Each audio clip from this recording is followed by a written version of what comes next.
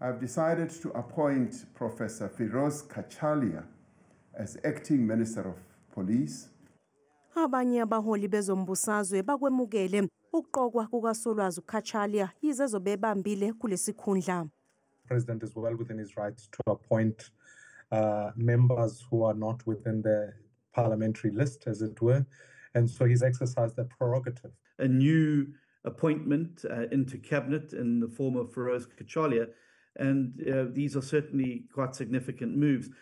Longoti kwezomthetho akamusha kwezombusazwe njengoba wake waba umengameli wenhlangano iBlack Student Association eNyuvesi yaseWits ngabo-1980. Ngemuva kuka-1994 waba ngelinye lamalungu asebenza isikhathi eside esishayamthetho saseGauteng engusomlomo waphinde wabhekelela umnyango wezokuphepha komphakathi.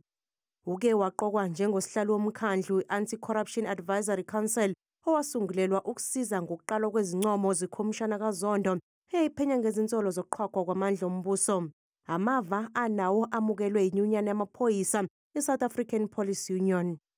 The appointment of the acting minister, Professor Kachalia, in this regard, we believe as he is a professor and he's got expertise in the field that he would come and assist in the police. Ngepha amanye amaqembu njenge-EFF anembuzo ngokuba semthethweni kokuqokwa kukaSolwazi Kachalia ethi umthethosisekelo awukuvuma ukuqokwa kwebamba likangqongqoshe ezobanjelwa ebesekhefini.